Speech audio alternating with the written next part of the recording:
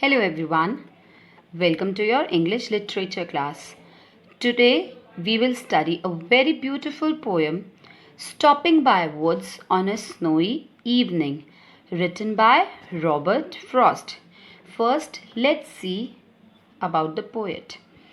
Robert Lee Frost was born in San Francisco, United States of America. He was a poet, a teacher, and also a farmer. He won 2 Pulitzer Prizes for his poetry.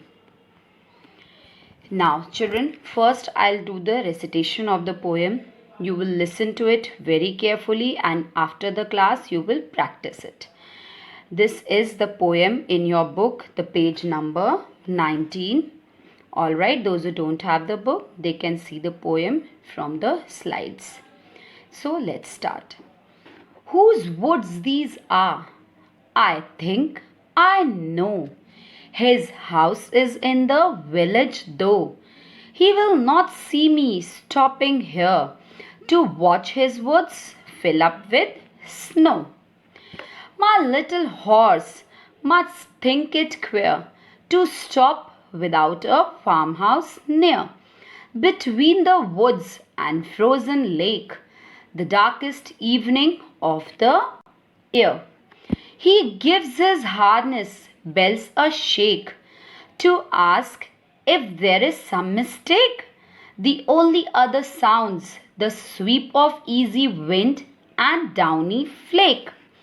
The woods are lovely, dark and deep, but I have promises to keep and miles to go before I sleep. And miles to go before I sleep. This is the recitation of the poem, children. You will recite it after the class. If you have any doubt, you can ask me. So now let's start the explanation. Whose woods these are, I think I know. His house is in the village though. He will not see me stopping here to watch his woods fill up with snow. In this poem, the poet is going somewhere and he is now in the woods, alright, in the center of the woods, and the woods is filled up with snow.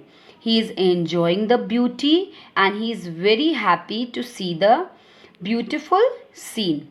It was a dark winter evening. The speaker has stopped near the woods. Woods means small forest. Woods means small forest. He is watching the snow falling in the woods. He wonders about the owner of those woods. Owner means whom the woods belong. Alright. So he wonders means he's surprised that who is the owner of these woods. He thinks at first that the owner will be annoyed with the speaker's presence. In the starting, the poet was confused. He thought that when the owner will know that I am waiting in his woods and I am watching the beauty, so he will be annoyed with me. Then he realized that the owner of the woods lives in the village. He guesses that the owner might be living in the village. So this time there is no one nearby. So he can enjoy that beautiful scene. What beautiful scene? The woods covered with snow. Alright. My little horse must think it queer to stop without a farmhouse near. Between the woods and frozen lake, the darkest evening of the year. In the woods, the poet is along with his horse. So now the poet is saying that his horse must be thinking it little strange. Queer means strange, that why today my master has stopped at such a place where there is no farmhouse.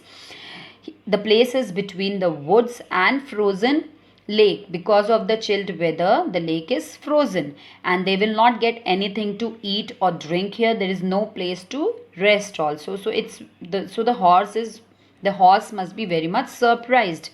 The poet is saying that this is the darkest evening of the year. Children, darkest evening, basically it falls on 21st or 22nd of December. Alright, so now let's move toward the third stanza. He gives his harness bells a shake to ask if there is some mistake. The only other sounds the sweep of easy wind and downy flake. Now, the poet is imagining what his horse must be thinking. What his horse must be thinking this time.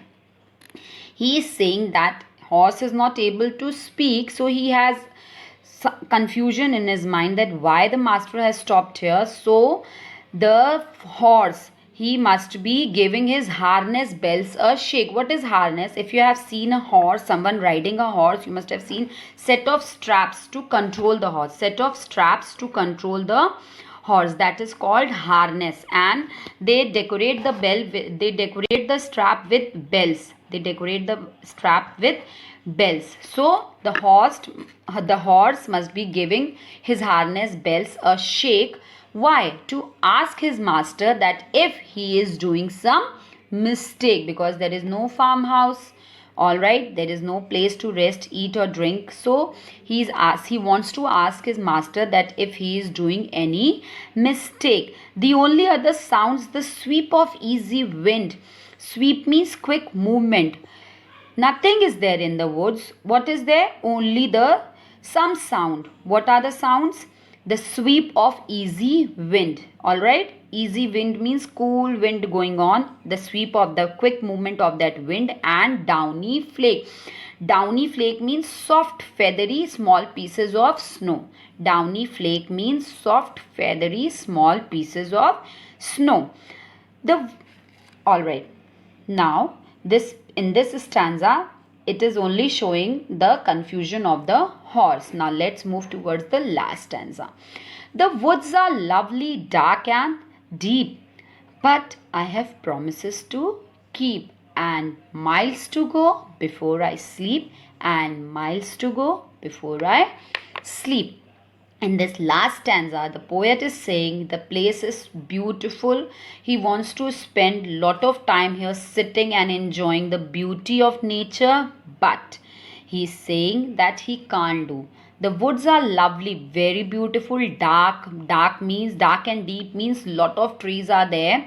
It is very beautiful, but he cannot stay there watching the beauty of the forest because he has some promises to keep. He has many promises with many people. Promises here means responsibilities. He has many responsibilities which he has to fulfill. So he cannot just wait here and enjoy the beauty. He has miles to go before he sleeps. Miles to go before he sleeps. Here miles to go means a long journey is left which he has to complete. Sleep. Here sleep has a big meaning, means before he dies. So before he dies, he closes his eyes and he sleep eternally. There is miles to go means a long journey left. Many responsibilities are there which he has to fulfill. Alright children. So this poem also gives us a moral that we all have a set goal in our life. Alright, we all have a set goal in our life. Now it is said that we should have an aim. We should not get distracted with the temptations or attractions of life. In our life, in between, many things will come. We should not be attracted with something and stop there only that, okay, this is enough. No, life never stops. So we should not be distracted. We should keep moving towards our goal. We should keep moving towards our goal because we also have many promises, many responsibilities, and it's a long journey which we have to complete. Alright children, I hope the explanation of the poem is clear to you all. If you have any doubt, you can ask me. Till then, goodbye.